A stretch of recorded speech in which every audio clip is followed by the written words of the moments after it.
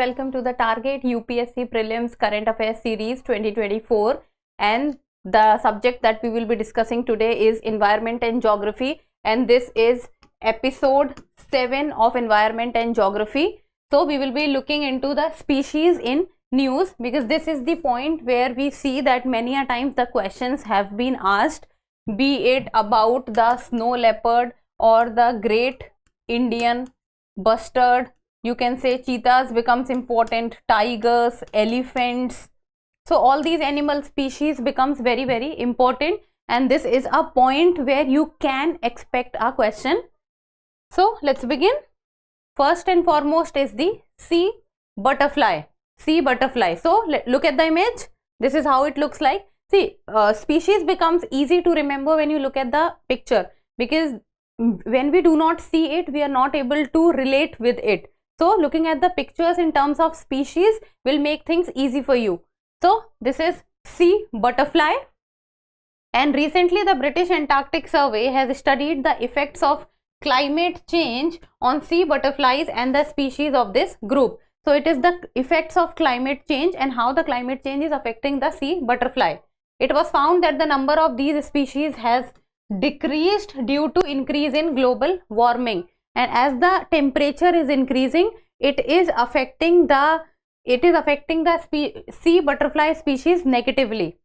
Their existence is in danger due to increasing ocean acidification. Ocean acidification, as the term itself is saying, that it means that the water of the ocean, the acidic level is increasing. It means that the pH of the ocean is coming down.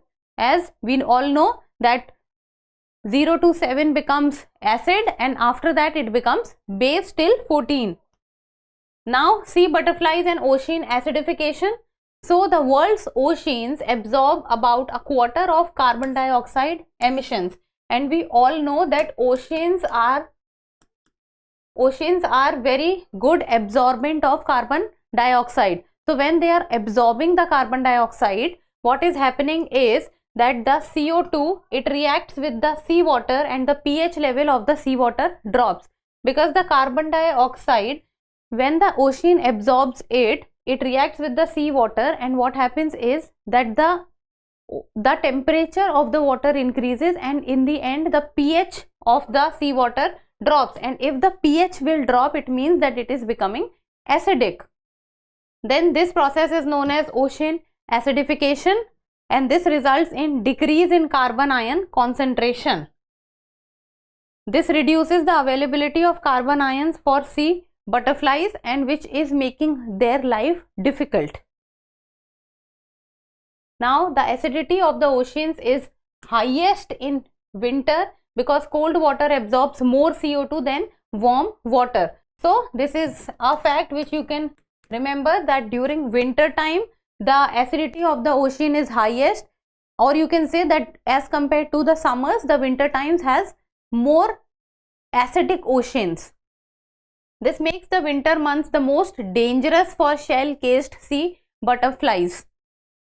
So winters are difficult for sea butterflies as compared to summers.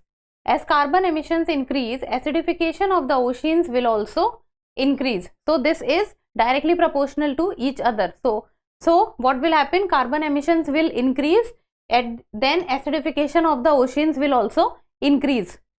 Then the process of acidification will continue until spring, which is the period of egg laying and larval development for these butterflies.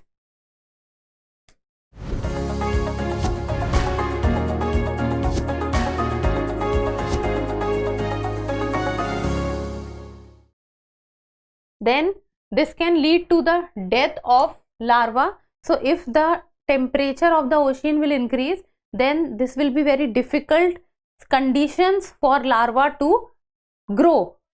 So this can lead to the death of larva that develop into healthy adult sea butterfly, and if the larva will not respond properly, then they will not turn into the healthy adult sea butterflies. Then the decline in their numbers also affects the large theropods and other marine creatures that depend on them for food. So all the creatures which depend on the sea butterflies for food, they will also suffer because their food will not be available in quantity. Their declining population could also have an impact on the entire food chain beneath the seas around Antarctica. See, the food chain will get affected because a food chain, we have different levels, and if the lower level or the animals or the species on the lowest level, they are not present in good quantity, then how the species which are at above level, they will survive, because they depend a lot on the species which are at their lower sides.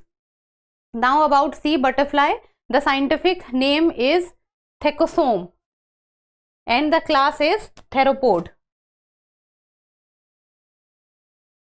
Then the features are that these sea butterflies, they look very much like snails, and they also have a muscular leg-like structure, and they use them as flippers to swim.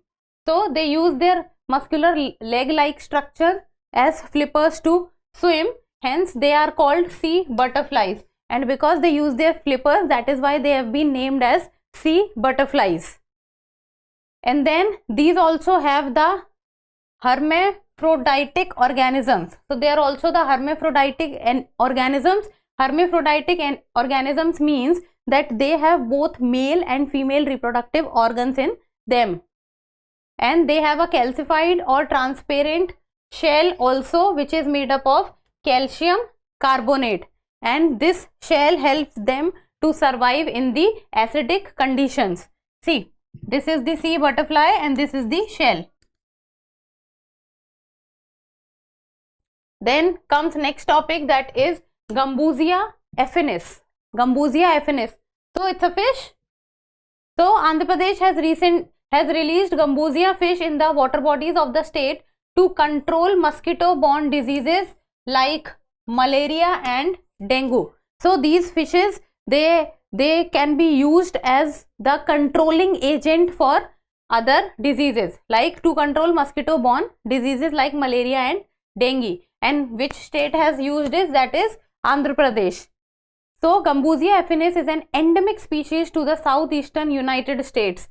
So that is United States of America. It is also known as mosquito fish because they are basically used at that sites where a lot of mosquitoes can be found. This fish is widely used as a biological agent to control mosquito larvae, and that is why they are also called mosquito fish. Then many countries including India have listed Gambusia as an invasive species. Invasive species means that first of all they are very high in number, and then they can be very deadly for other species. The reproductive capacity of this fish is very high, and because of this they are able to control the mosquito population. At the same time, they are known to eat the eggs of their competing fishes and frog tadpoles. So they also eat the eggs of their competing fishes. Then comes next, that is Mithun. Look at this image. This is how Mithun looks like. So recently the Food Safety and Standards Authority of India has declared Mithun as a food animal. So Mithun has been declared as a food animal. Food animals are animals that are raised for food production or meat, that is for human consumption. So food animals are basically animals that are raised for food production or for human consumption. Human consumption means that they are raised in a manner that their rearing is done in such a way that they can be used for human consumption. Now about Mithun, this species is a ruminant animal of the bovid family, and they are found basically in Arunachal Pradesh, Nagaland, Manipur and Mizoram. So basically it is majorly found in the northeastern states of India. Then it is also seen in some parts of Bangladesh, Myanmar and Bhutan, and it is the state animal. It is the state animal of Arunachal Pradesh and Nagaland. Important fact, state animal of Arunachal Pradesh and Nagaland. Then it resembles the gaur but is smaller in size as compared to the gaur. This is how it looks like, Mithun. Then if Mithun is being recognized as a food animal, then it is done to stop the decreasing number of this animal, because if they will be reared for human consumption, then they will be protected in such a way that their number will increase, and as they have been given the tag of food animals, seeing the decreasing numbers, so the recognition of food animal will stop the decreasing number of this animal, because then the illegal hunting and the inter-country or the intercontinental transfer of these animals will also come down. Then in the year 2022, FSSAI has also given the status of food animal to Himalayan yak. So in 2022, Himalayan yak got the title or got the tag of food animal, and now Mithun. Then red fire ant. Red fire ant. Look at this image. This is how it looks like. Red fire ant. So the red fire ant, which is one of the world's most invasive ant species, was recently spotted for the first time in Europe. So for the first time it has been spotted in Europe. Then although they are native to South America, it is now also famous in the United States, Mexico, Caribbean, China and Australia. These ants communicate to each other through chemical secretion and a term called stridulation. And stridulation is when the ant, that is the red ant, it rubs two of its part together. So that is, you can look at this picture, so that is, you can say, is a process of stridulation, or it is getting in the position of stridulation. Stridulation is the sound produced by, it is a sound which is produced by rubbing one part of the body against another part. Invasive species cause plant and animal extinctions, threaten food security and precipitate environmental disasters.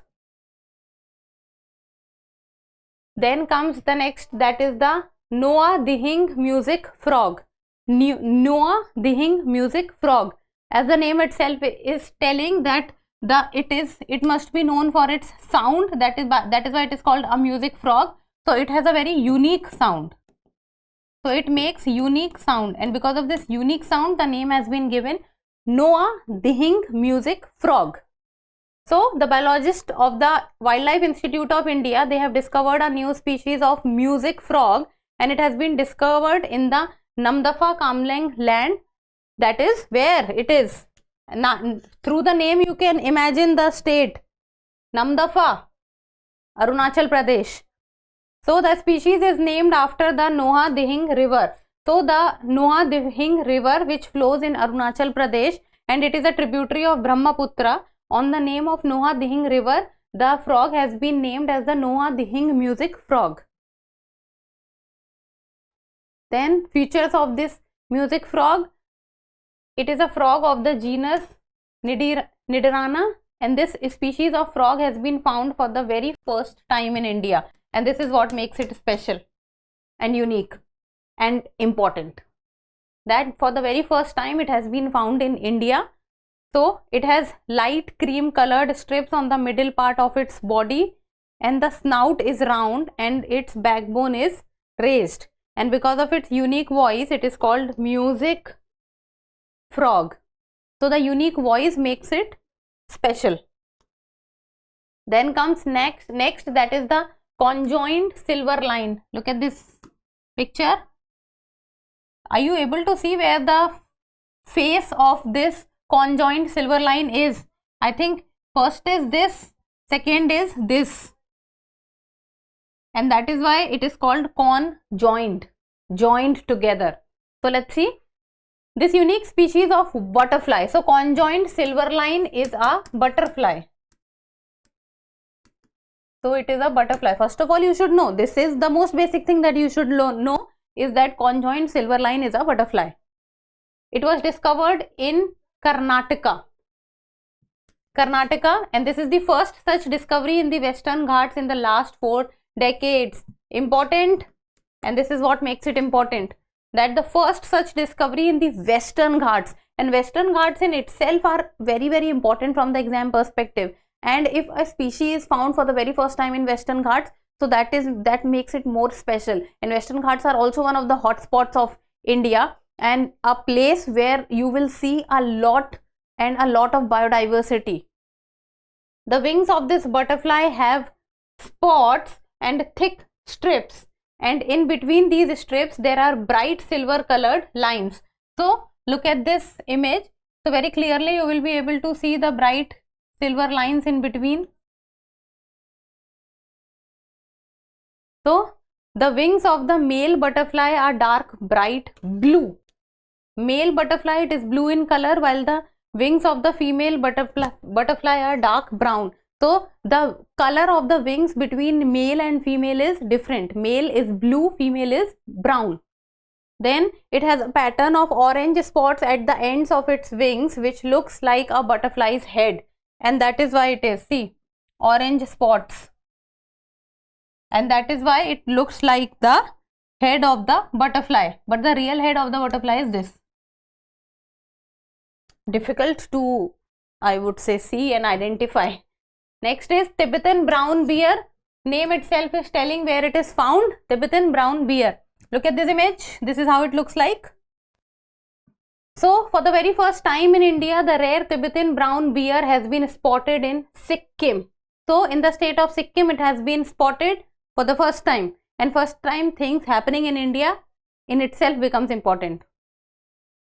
Now about Tibetan brown bear, it is also known as the Tibetan brown bear, and it is an omnivorous animal. That is, it eats both plants and animals, and it sits at the topmost position in the food chain. Then it has a distinctive V-shaped white mark on its chest. So on the chest of this brown bear, it has a V-shaped mark. Then it is found in alpine forests, grasslands and steppes areas at an altitude of 2000 to 4500 meters. So alpine, grasslands and steppe. Then this species is found mainly in the plateau regions of Nepal, Bhutan and Tibet. Then about the conservation status. So with regard to the Wildlife Protection Act of 1972, it comes under Schedule 1, and CITES, it comes under Appendix 1. It means it needs high degree of protection. High degree of protection. Then next is the Kumki elephant, and Kumki elephant is a topic which you will many a time find in the news. They're big sized elephants. So the Odisha government has requested to send Kumki elephant from Tamil Nadu. So Kumki elephant are majorly in Tamil Nadu, and the Odisha government has requested them to send it, because the reason being the increasing human elephant conflict in the state of Odisha. And Kumkis are trained captive elephants. This is an important line, and this is what makes it special, that they are trained captive elephants. So because they are trained, so they can be used as per the need, and that is how to stop the human elephant conflict in the state of Odisha. Odisha government have asked the Tamil Nadu government to send Kumki elephants, as they are the trained captive elephants. So they are used to control, protect and calm unruly wild elephants. Now imagine there is a herd of elephants which are very aggressive in nature, and then on the other hand you will have Kumki elephants who are trained captive elephants, so they can work as a calming factor for these aggressive elephants, and they can help in reducing the human elephant conflict. So they are deployed at places where wild elephants create havoc. Then this helps prevent damage to crops and human settlements, and also the threat to the lives of both humans and elephants can be reduced, because if the human elephant conflict will decrease, then the harm which can be caused will also decrease, or the intensity of the harm will can also decrease.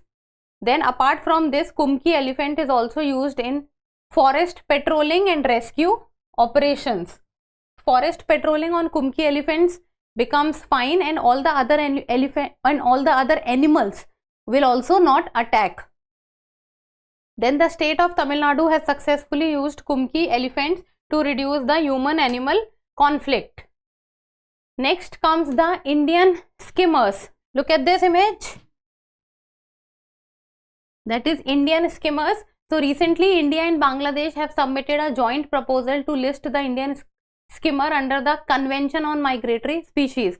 So that is between India and Bangladesh to include Indian skimmer under CMS, that is Conservation on Migratory Species, and they are also known as Indian scissor bill. Now about them, they are found on the coastal areas of western and eastern India. So you can say western and eastern Ghats also you can say. Then it is mainly seen around sandy, near sea, rivers, lakes and their adjacent marshy areas, estuaries and coasts. Then they do colony breeding on sandbars and islands raised above the water. Their diet is small fish, small crustaceans and insect larvae. Then the conservation status is IUCN Red List. They are endangered, and Wildlife Protection Act 1972, they come under the Schedule 1.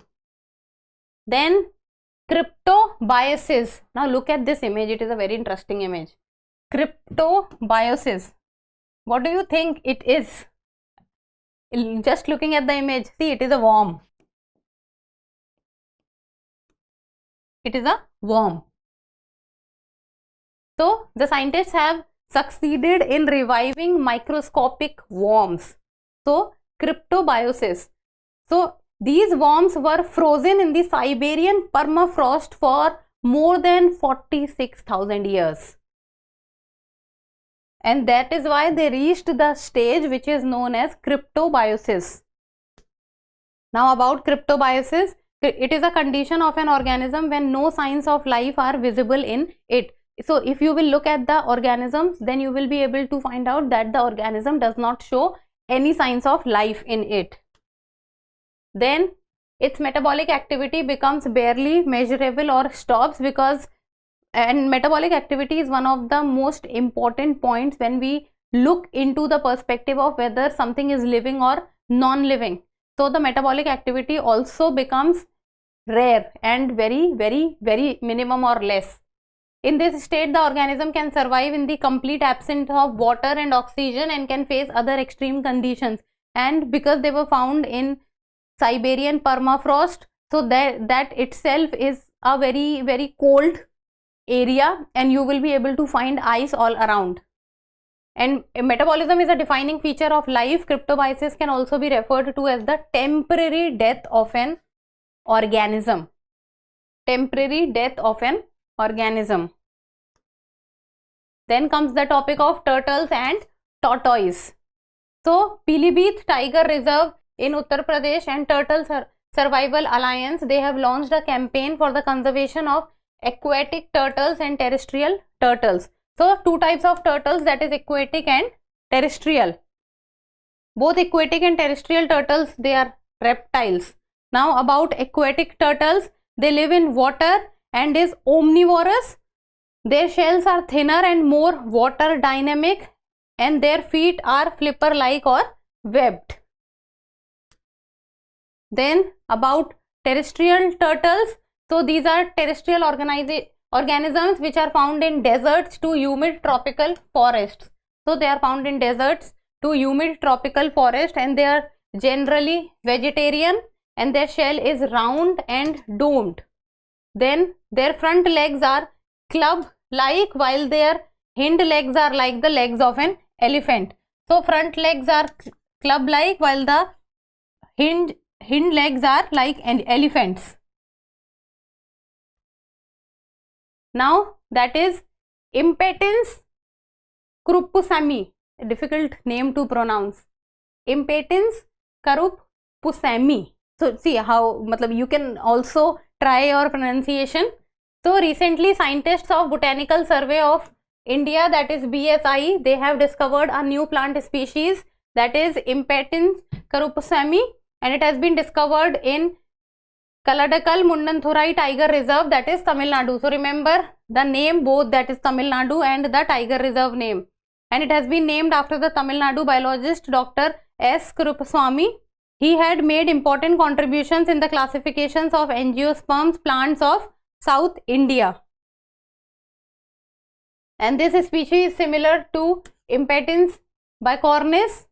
However, it is slightly different from it due to characteristics like smaller leaves, 6 to 8 flowers, short and smaller sized flowers. And they are found in tropical Africa, Madagascar, India, Sri Lanka and China. What is important is that they are also found in India.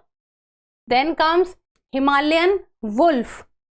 So recently the first IUCN assessment of the Himalayan wolf was released. First IUCN assessment of the Himalayan wolf. So the IUCN assesses Himalayan wolf's population size has declined. So the Himalayan wolves are coming down in numbers, and there is a continuous decline in the extent and quality of habitat, and the total number is found to be between 2275 to 3792. Then their existence is threatened by changes in habitat, encroachment and decline in wild prey population. As the name itself is telling that Himalayan wolf, so they live or they can found in the areas which are Himalayan areas.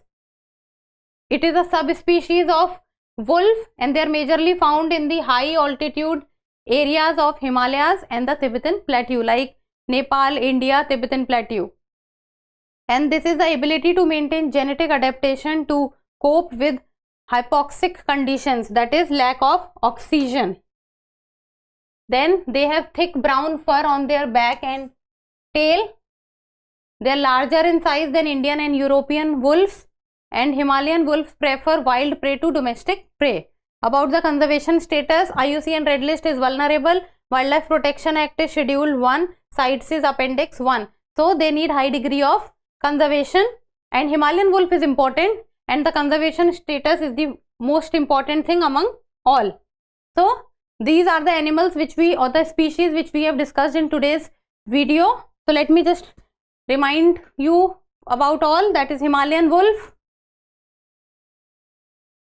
Impetens Kurupaswamy, then comes turtles and tortoise, then Cryptobiosis, Indian skimmers, Kumki elephants, then comes Tibetan brown bear, conjoined silver line, Noah Dihing music frog, red fire ant, Mithun, Gambusia affinis,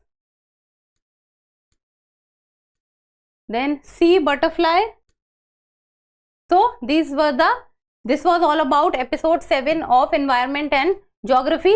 For more detailed episodes like this, keep on watching our current affairs series.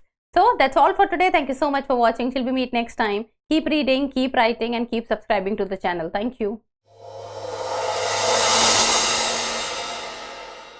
For more informative content, like, share and subscribe, and do not forget to press the bell icon to get the notifications.